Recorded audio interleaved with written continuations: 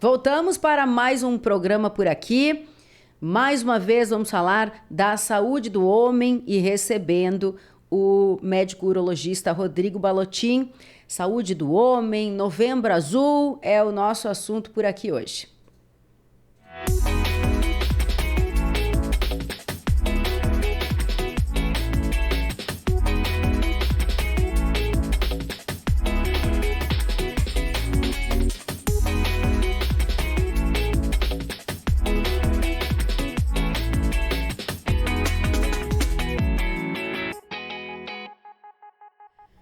Oi, pessoal, bem-vindos. Mais uma vez, estamos aqui no podcast para falar de saúde e bem-estar e recebendo com muito carinho o Dr. Rodrigo Balottin, médico urologista. Eu vou contar para o pessoal, doutor, que o programa piloto que nós fizemos do Saúde e Bem-Estar Podcast foi contigo. Isso. Ensaiamos contigo e a gente quer agradecer muito, antes de mais nada, né? Porque agora a gente te recebe aqui para mais um bate-papo importante, uma conversa importante, sem dúvida, mas é o retorno aí de um programa que deu certo, né? Que bom poder contar com a tua ajuda de sempre. Isso, Camila. Obrigado. Eu fico muito honrado por isso.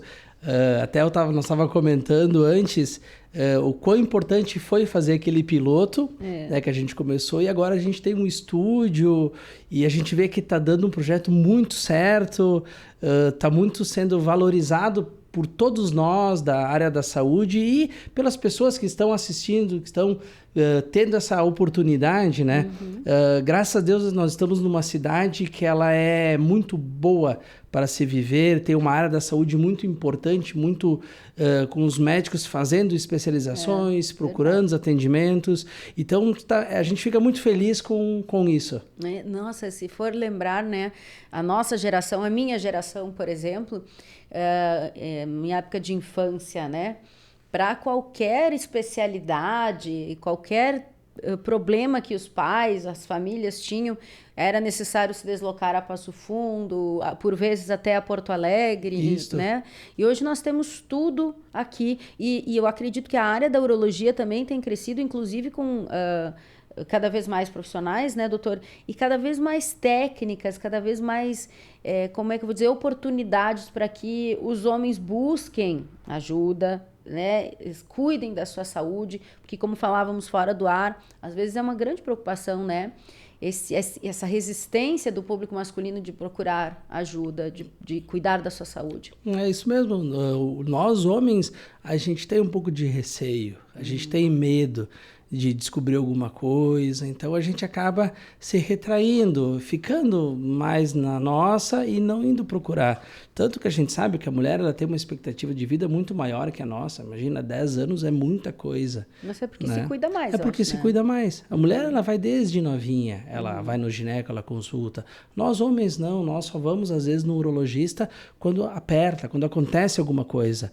Né? Agora sim, desde que eu voltei para Amaral, eu comecei a notar que nós homens, nós vamos muito mais. Eles vêm à procura. Eu já quero fazer uma revisão, quero ver como é que eu tô. Sim. E digo 30 anos de idade, 25 anos de idade, 18 anos de idade, né? 13 trazido pelos pais, tanto pelo homem, ótimo, né? É muito bom, tanto pelo homem quanto pela mulher.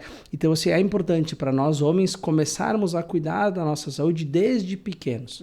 Que aí sim, quando nós chegar na fase adulta ou na fase idosa, a gente vai ter uma saúde muito melhor. Né? Nós vamos poder viver a melhor idade, que é o paciente mais velho, com saúde, que é o que mais importa. Mas é claro que a gente vai falar sobre vários aspectos, né, da saúde masculina e do Novembro Azul. Mas se tem muito, a mulher tem a menopausa, a mulher, os hormônios atrapalham aí o bem-estar depois de uma certa idade, mas em conversa com profissionais e com o senhor mais frequentemente, né, porque temos essa relação boa e temos você bastante aqui próximo a nós, eu também observo que a idade interfere também para os homens, eu me refiro à hiperplasia, né? Sim. É unicamente em função da idade, né? Isso. Nós homens, o problema da próstata, ele vai começar a se manifestar geralmente após os 40. Então, assim, nós homens, nós não temos só a próstata de parte urológica, nós temos uma gama de patologias que vão afetar nós. A mulher, por exemplo, tem a menopausa, o homem tem a andropausa. né, onde é a diminuição da produção de testosterona, que vai impactar negativamente na qualidade de vida do paciente. Interfere também. Interfere também. Então, nós homens, a nossa próstata começou a incomodar. Eu comecei a levantar mais vezes para urinar, ter mais problemas. Geralmente, isso começa após os 40. Tem genética associada. Aumenta um pouco, né? Aumenta a próstata, ela fica mais inchada. Esse inchaço da próstata obstrui a uretra que passa dentro da próstata e começam os sintomas miccionais nossos. Então, nós homens temos que procurar o atendimento específico da próstata, geralmente após os 40. Antes é muito difícil acontecer, mas antes nós temos todas as outras patologias masculinas que vão impactar negativamente na nossa qualidade de vida. E a prevenção. E a prevenção, que é o mais importante. Aí, o senhor falava de 13 anos. Existe uma faixa etária que é a ideal, vamos dizer assim, para começar a buscar a atenção do médico urologista? Isso, o ideal, Camila, é assim, a menina, ela sabe que ela vai para o gineco um pouco antes de começar a menstruação, ou depois ali 13, 14, 15 anos, que varia assim conforme a genética, mas nós homens é a mesma coisa. Assim que o pediatra acaba nos dando alta, teoricamente, ou ele não a trata mais nós como homem, vamos procurar o urologista, vamos fazer o acompanhamento com quem sabe. Por exemplo, a gente tem algumas patologias que afetam a infância, por exemplo, fimose, né? A gente tem muito paciente que vem encaminhado do pediatra, né? Faz o tratamento clínico, não resolve, encaminha para nós tentar resolver isso ali, porque vai impactar lá na frente no desenvolvimento do menino. Então, nós homens temos que começar desde cedo. Quanto mais cedo nós começarmos, melhor. Né? Pensar que a gente é um carro. Quanto mais cedo começar a fazer revisão, menos problema eu vou ter no futuro. Entendi. Hoje existem... quais são os principais fatores de risco?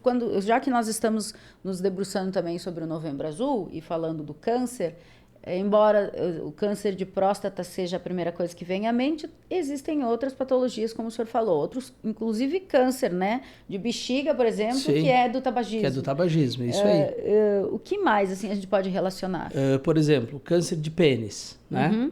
É má higiene. Como é que pode? Isso eu não me conformo. É má higiene. O paciente não limpa o pênis. E tem bastante gente assim. Alô, né? papai Não e higiene. Tem que higienizar. Ou tem dificuldade, por exemplo. Eu tenho fimose, eu não consigo expor a glande e não consigo higienizar. Então, tem um problema, eu tenho que procurar a solução. Mas imagina 20 anos de evolução. Às vezes eu opero o paciente com 5, 6 anos de evolução. Graças a Deus não aconteceu nada, tá? Mas e se acontecer? Né? O tratamento é muito agressivo. Então a gente tem o câncer de pênis para o homem que não faz higiene. Sabe que o HPV, que é uma DST, tem relação também, mas a higiene ela ganha do HPV. HPV para quem daqui a pouco não usa camisinha. Isso, porque não usa camisinha, tem relação sexual, não usa preservativo, tem que se cuidar. Né? Tipo, depois acaba tendo uma relação, por exemplo, é casado, tem uma relação fora, pode passar HPV para a esposa, HPV aumenta a incidência aqui, câncer de colo uterino. Né? Então é complicado, assim, né? O homem tem que se cuidar para também proteger esposa e namorados. Então o mais importante, câncer de pênis, câncer de bexiga, que a gente falou do tabagismo, câncer renal. Câncer renal geralmente ele é assintomático, ele aparece no exame de imagem. Então nós temos que fazer controle, nós temos que ver, o que aconteceu. Câncer de adrenal, que é uma glândula acima do rim também, a gente tem que ficar acompanhando. Às vezes a gente encontra ao acaso. Né? Não tem patologias fixas que você tu tiver isso, tu vai ter esse tipo de câncer ou não. A gente sabe que a nossa qualidade de vida impacta negativamente. Agora, só fazendo um adendo aqui, desculpa te interromper, mas é que eu me sinto culpada às vezes porque deixo o meu espírito instintivo predominar. Mas quando eu disse eu não me conformo, né, em relação à higiene, eu acho que é uma indelicadeza minha e até uma ignorância. Porque a gente pensa no contexto que a gente conhece. Sim. Mas não pensa que há contextos que são muito desfavoráveis, né? E talvez isso ocorra nesses contextos mais vulneráveis. Então, é importante que eu faça também um meia-culpa aqui. Sim. E recoloque isso, né? Me reposicione, porque não queremos descredenciar ninguém nesse nosso papo, até porque essas pessoas às vezes não têm acesso como talvez um de nós tenhamos, né, doutor? A gente sabe que, por exemplo, às vezes tu pega um paciente que não tem acesso à água potável. Então, é isso que eu Né? fiquei pensando. Né? Ele não vai conseguir ter uma higiene, assim, né? É complicado. A gente se coloca como se a realidade nossa fosse de todo mundo, e não é? Mas não é. Então a gente pensa assim, bom, o que acontece? Como que a gente pode tentar melhorar isso, né? Então, assim, e às vezes até a nossa realidade, nossos familiares, nosso pai, nossa mãe, não ensinou nós, por exemplo. Por quê? Porque às vezes não sabe, né? Antigamente era diferente. Então a gente olha como um todo, a gente diz, mas é falta de higiene. Mas como? Nós estamos em 2025, sim, mas 2025 tem gente que não tem saneamento básico em casa. Verdade. Né? Então, tudo vai impactar. Né? Então, para ver que o câncer de pênis, por exemplo, ele não é, entre aspas, culpa somente do paciente, é culpa de um todo. Né? Hoje nós temos as escolas aqui em Marau, eu acredito que eu nem imagino, mas nunca foi falado sobre isso, mas acredito que nem haja criança fora da escola, né? Que acho que tem vaga para todo mundo. Acho que tem vaga para todo mundo. Creio eu, até me corrijam se eu estiver errada. Então, existe também, inclusive, esse cuidado na escola, né? Que ajuda isso. Que ajuda. É importante isso. Pensar em política pública é importante até nesse sentido, né? Nesse sentido, claro, porque a gente pensa assim, hoje eles vão na escola, eles ensinam a ter a escovação dentária, isso é excelente, né? Mas, e do cuidado do homem, do cuidado da menina. Não estamos falando em educação sexual. Isso é outra coisa. Nós estamos fazendo em cuidado do homem e cuidado da mulher. Que isso eu acho que é uma coisa que nós deveríamos ter. Cuidado com o corpo, né? Cuidado com o corpo. Saber, né? Por que eu tenho que fazer isso? Por que eu tenho que fazer aquilo? Por que eu tenho que procurar? O que eu tenho que fazer? É importante. Nós não nascemos sabendo de tudo. Né? Nós somos ensinados. Cada dia a gente vai aprendendo. E outros fatores hoje em relação ao câncer de próstata especificamente? Então, do câncer de próstata, o que a gente tem mais importante é idade e fator genético. Isso, sem sombra de dúvida, são os principais fatores de risco para o câncer de próstata. Eu tenho meu pai teve câncer de próstata, meu irmão teve câncer de próstata, eu tenho uma chance maior de ter câncer de próstata. Né? Aí a gente abrange um total, por exemplo, tabagismo, sedentarismo, obesidade, má alimentação, falta de atividade física, tudo isso vai impactar negativamente, né, no câncer, não só de próstata, como num todos. A gente tem um estudo recente de Harvard que mostra o quê? Que os pacientes que têm mais ejaculação diminui um pouco a chance de ter câncer de próstata. Porque o líquido prostático que está ali, que vai ser expelido na ejaculação, ele tem células inflamatórias, ele pode conter alguma célula cancerígena, então ele acaba eliminando aquilo ali. Então, o paciente que tem mais ejaculação, ele tem uma chance menor de um desenvolvimento. Mas é assim, então eu vou não me cuidar mais, eu só ejaculo mais e vou ter... Não é assim, né? É um a mais, sabe? Se a gente puder fazer... Tudo que for a mais para eu ter mais saúde é benéfico. Então, a gente tem que fazer. Entendi. O temido por muitos exame do toque ainda é indispensável para o diagnóstico? O exame do toque ele é a nossa principal ferramenta hoje. Então, é o PSA, o exame de sangue, e o exame do toque. Por quê? Porque o PSA ele nos marca o exato momento do PSA. Naquele momento estava... Vamos tentar explicar o que é PSA. PSA é um exame, o antígeno prostático específico, uma molécula produzida pela próstata. Ela vai estar aumentada em 3 patologias: hiperplasia de próstata, prostatite e o câncer. Então, todos nós homens temos PSA. Pode estar 1, 2, 0,1, 0,2, aumentado, baixo. O paciente tem um PSA normal, faz o toque, que estranho, a próstata está um pouquinho mais endurecida, não está legal. Aí a gente vai lançar a mão, por exemplo, da ressonância. Fiz a ressonância multiparamétrica da próstata, apareceu uma alteração lá. Vamos fazer uma biópsia. Fizemos a biópsia, veio o resultado câncer de próstata. Então, assim, pode ser que o PSA não mostre. Não mostre ainda e a gente acaba suspeitando no toque. Mas também esse estigma, esse preconceito, isso tudo me parece que tem, né? Dado tem. Uma melhorada. Melhorou, assim. Sabe, Camila, que eu no início... eu não tinha paciente que vinha em consulta perguntando para fazer os exames, inclusive o toque. Hoje eu já tenho. O paciente chega, doutor, vim fazer uma revisada da próstata, preciso fazer o toque. Né? Então, isso é uma coisa... Isso me deixa muito feliz, porque a gente vê que são 5 anos de trabalho, né? Tanto meu quanto nosso aqui nas entrevistas, e vê que está dando certo, que está dando resultado. E esse paciente, às vezes, que a gente vai diagnosticar um câncer de próstata dele lá no futuro, foi porque ele ouviu a gente, ele viu, ele acompanhou, e que se a gente não tivesse feito isso, talvez ele tivesse um câncer de próstata já que não pudesse mais tratar. Invasivo, me parece que tem tantos, né? Porque não é só os homens, lógico, mas há muitos exames que são difíceis de fazer. Sim. Não adianta. Não adianta. Por vezes, complicado. Né, para evitar certas complicações lá no futuro, como o senhor falava, nós precisamos passar por momentos bem complicados. Mas tem condição, é um caminho, né? Cada vez mais me parece que se caminha para caminhos mais curtos, vamos dizer assim, até o diagnóstico, mas existem uma série de outros fatores, né? A própria alimentação me parece que pode influenciar. Ajuda a influenciar tudo, a nossa atividade física. Isso, não adianta a gente só estar fisicamente bem, né? Se alimentar bem, comer bem, fazer atividade física, estar sempre bem arrumado, mas a gente tem que consultar, a gente tem que dar uma olhada, ver se a nossa máquina está funcionando direitinho. Até a própria saúde mental saúde tem que mental, estar em ordem, né? Que a saúde mental ela é bem importante nós homens. Né? A gente sabe que nós somos difíceis de lidar, né? Então a gente tem que começar a se cuidar um pouquinho mais. De qualquer modo, quais são os sintomas? Porque me parece alguns, inclusive cânceres, são silenciosos, como o senhor falou, da própria... Não era da bexiga. O próprio câncer renal. O câncer renal de uma forma. A gente tem que avaliar para ver se o paciente aparece, porque quando tiver sintomas, às vezes pode ser já um sintoma mais complicado. O câncer de próstata, se a gente for pensar assim, próstata, perfeito. Nossas 3 patologias, a hiperplasia, prostatite e câncer. Quais que são os sintomas que eu tenho? Dificuldade miccional, um jato mais fraco, levantar mais à noite, uma dor, uma ardência para urinar.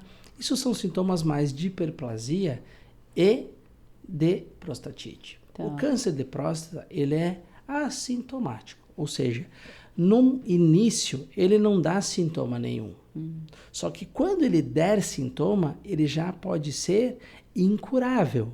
Ou seja, o paciente não vai mais se curar do câncer de próstata, porque ele já pode dar sintomas em forma de metástase para os ossos.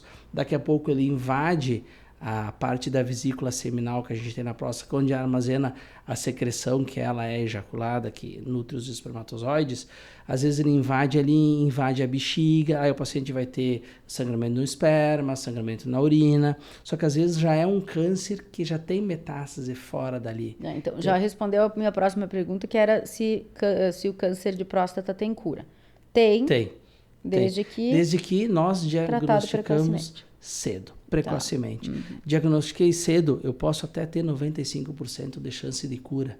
É muita coisa. Mas que paciente vai ter isso? O paciente que acompanha, o paciente que monitora. Esse paciente, ele vai ter cura. O paciente que faz isso esporadicamente, talvez ele não tenha. Né? Não gostaríamos e não gostamos que não tenha. Mas acontece, eu tenho 2, 3 pacientes que estão tratando um câncer metastático e graças a Deus, por enquanto, estão bem, mas a pergunta é, até quando?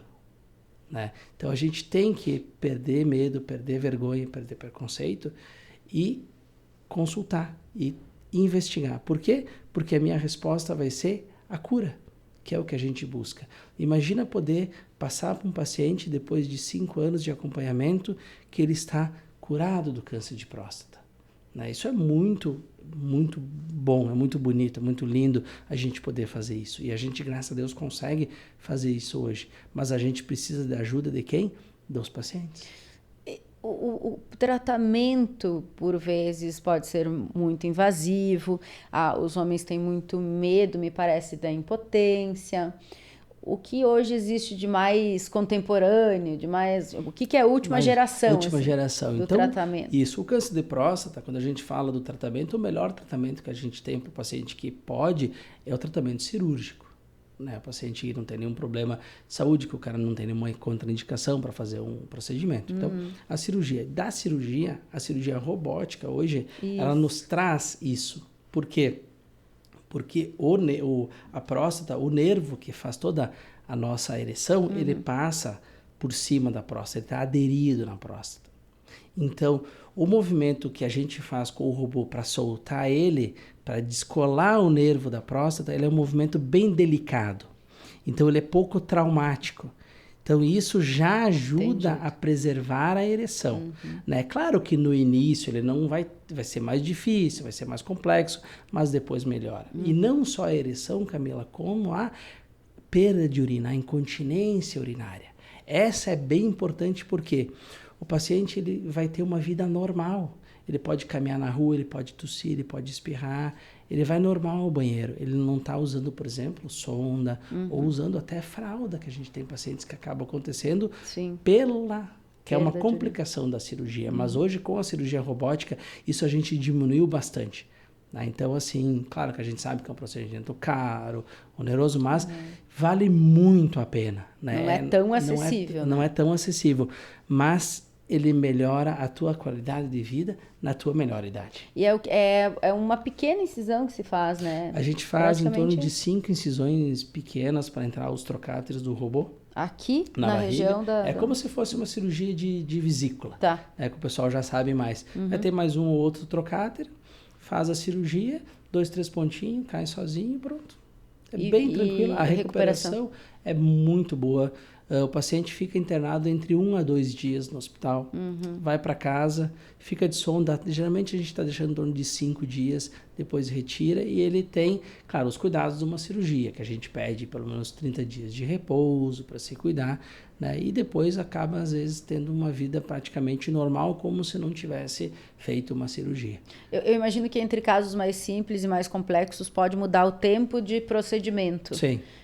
Varia de quanto em quanto? Geralmente em torno de umas 2 horas, 2 horas e meia de cirurgia com calma, com cuidado, né? Tem partes bem mais delicadas, né? E claro, tem cirurgias muito maiores, né?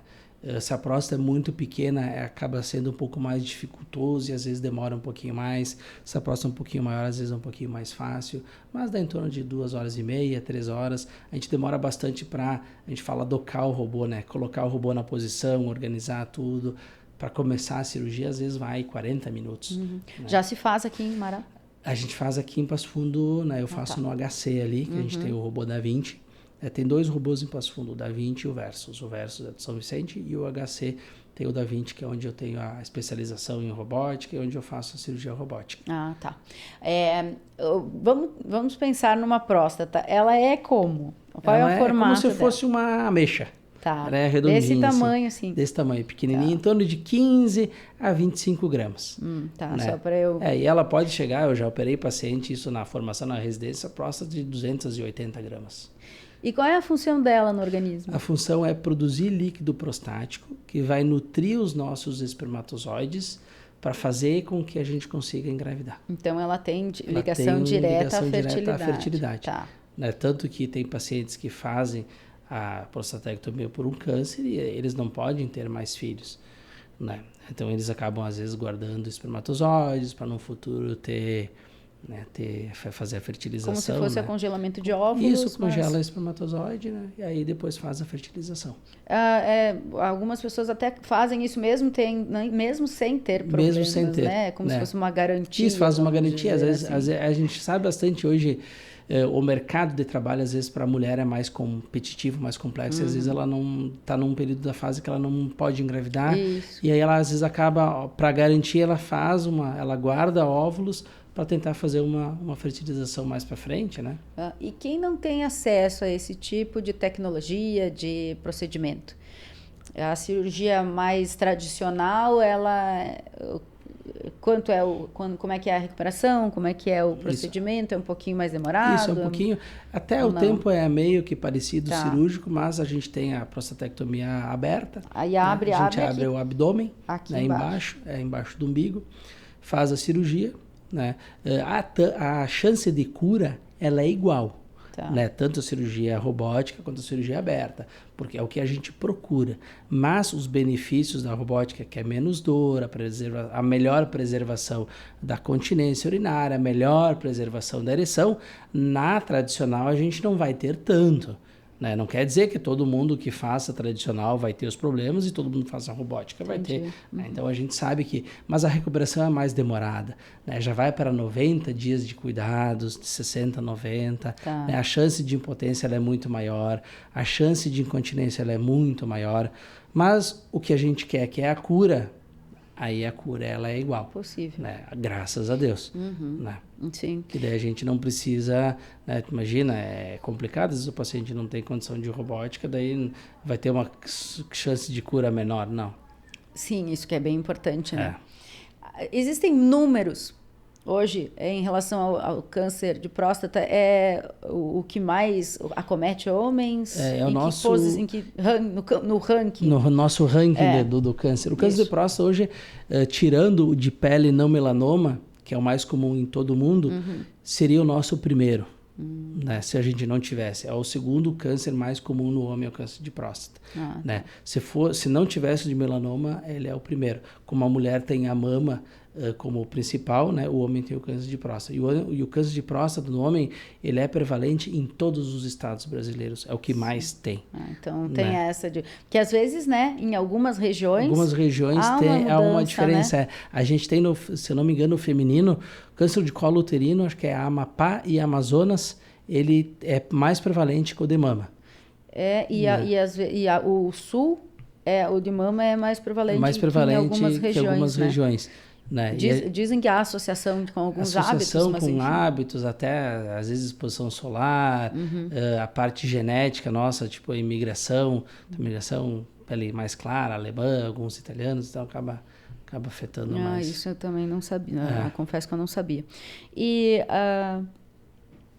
no seu consultório, assim, agora é uma curiosidade, assim, quantos homens, esse ano, por exemplo, passaram por lá e que foram diagnosticados com câncer de próstata? Eu tive, foram 5 pacientes com câncer de próstata. Eu achei que fosse mais. Foram 5 pacientes. Né? É pouco, mas é também bastante. Né? Isso aqui em Marau, por exemplo, em Serafina já foram, que eu atendo outros pacientes de outras cidades, foram em torno de uns 25. Nossa, é bem mais. Então né? é bem mais. Né? É bem mais. É que talvez aqui existem outros profissionais também, né? E a gente acaba tendo muito paciente em Passo Fundo, mas da nossa região aqui, que abrange quase toda a grande Marau, né? As outras cidades pequenas que ficam perto aqui, que acabam vindo no consultório. A grande Marau. A grande Marau. Então foram 5. Esperamos, cada ano às vezes a gente tem mais pacientes com câncer de próstata, né? E graças a Deus esses 5 a gente pôde dar um tratamento bom, diferenciado com a cirurgia robótica, né? E que graças a Deus estão bem, né? Estão bem, estão sem nenhum problema por enquanto, e a gente vai acompanhando o PSA sempre baixo, né? Que é onde a gente faz o acompanhamento do câncer de próstata, é com o PSA. A gente vai solicitando de tempo em tempo, né? Ela vai aumentando, no início de 3 em 3, depois vai de 6 em 6, depois de ano em ano, e esses pacientes estão com os PSA zerados, graças a Deus, controlados. Que é o que a gente está torcendo para que em 5 anos a gente dê cura para todo mundo. Que assim seja. Só para finalizarmos aqui, doutor, eu falei antes das políticas públicas, né? Do serviço público. É importante, né? Que o gestor público tenha essa consciência de como mobilizar as pessoas também na saúde pública. Nós nos referimos muito mais agora, nesse momento, a quem procura o seu consultório com condições de fazer o tratamento, de pagar pelo tratamento, mas há quem precise da saúde pública. Por isso que pensar sobre isso, para quem tem essa missão, né, de estar à frente do poder público, é uma grande missão. É uma grande missão, é complicado, é complexo, e a gente vê assim, Camila, que às vezes foge até do poder público, né? Do município, vai para o estado, vai para o país. Uma coisa que é preocupante hoje é a quantidade de faculdades de medicina que estão abrindo. Né? Tem muita gente que, teoricamente, não passaria numa faculdade. E acaba passando, acaba fazendo. E essas pessoas, às vezes, elas vão cair aonde? Num posto de saúde. Só que daí no posto de saúde, o que a gente deveria ter? Médico com medicina de família e comunidade. Né? Então, assim, abrir um concurso público somente para esses. Sobra vaga de residência para medicina de família. Aí a gente vai ter o quê? Médicos mais capazes de fazer prevenção. Né? Se colocar, a gente nunca cita exemplo, mas se colocar pegar e pegar um médico de família e comunidade, provavelmente o médico de família e comunidade, ele vai saber fazer uma prevenção mais do que eu. Eu vou saber toda a parte da urologia. E ele vai saber todas as outras partes. Mas o clínico geral, quando eu só fiz a minha formação, eu não vou saber. Eu não vou saber, teoricamente, de nenhuma. Nós já falamos aqui sobre a formação para a saúde pública. Então é importante. Sabe que eu acho que nós temos que ter, né? E nós, como população, nós temos que cobrar. Né, posto de saúde com médico com medicina de família. Quantos? Todos. Todos. Por quê? Porque precisa. Né? O atendimento que eu faço fora daqui no município de Serafina, que vem pacientes de outro estado, bom, assim, ó, eu me dá dó. Assim, porque assim, ó, tem uma médica só que encaminhou um paciente bem tratado, bem organizado. Basicamente do estado inteiro que vem. Aí é complicado, né? Daí a gente fica pensando assim, por que isso, né? Não sai de nós, sai da nossa parte pública, estadual e até federal. É uma grande missão, como eu falei, e que precisa ser observada, até porque se faz muita campanha esse mês, por exemplo, do Novembro Azul. E é um momento de se pensar também, né, em viabilizar ações efetivas, né, como a própria formação do profissional, a saúde humanizada que se fala muito hoje, bastante, né? Que efetivamente ocorra na prática, né? Bem importante isso, tudo é o que nós queremos. Doutor Rodrigo, mais uma vez, muito obrigada, sempre muito bom conversar contigo, conversas longas, mas, né, quando a gente vê, precisamos nos alongar para abordar maior número de informações por aqui. Bom fim de ano, eu acho que talvez não nos falemos mais até o final do ano, porque já está, né, quase acabando. Já está quase acabando o ano, né? E que possamos, no próximo ano também, seguir com essa nossa parceria, com o senhor sempre junto conosco para nos ajudar e nos auxiliar com o seu conhecimento. Muito obrigada. Imagina, obrigado, Camila. Para mim é uma honra, assim, um privilégio, eu adoro. Né? E nós temos uma parceria aí que vai durar para o resto da vida, se depender de nós. E obrigado, um bom ano novo para ti, um bom Natal para ti e para a família, muita paz, muito sucesso e muita saúde, que é o que nos importa. Hoje em dia, assim, ó, pensem, pessoal, saúde é o que a gente só tem uma vida. Depois dessa, basicamente, talvez termine. Então, vamos se cuidar, né? Nunca é tarde para começar a se cuidar. Né? Show, brigadão, viu? E eu sempre digo que quando nós encerramos uma entrevista com o Dr. Rodrigo, eu começo a receber mensagens dos pacientes dele. Ele é querido, ele é competente. E aí a gente tem essa relação também com as pessoas que frequentam o seu consultório, e a gente sabe que quando nós estamos falando aqui sobre esse acolhimento é super importante, né? Porque ninguém procura um médico. Às vezes a gente procura para se prevenir, mas a maioria das vezes procura quando está vulnerável, se sentindo, né? Precisando de um apoio, inclusive às vezes emocional, assim, um amparo, um acolhimento, e é importante esse feedback dos nossos ouvintes também que frequentam os consultórios dos profissionais que a gente traz aqui. Obrigada, doutor, e a semana que vem nós voltamos com novos assuntos. Nós vamos até o final do ano agora com o podcast por aqui e compartilhando informações com vocês que estão na nossa companhia também através das nossas redes sociais. Até a semana que vem.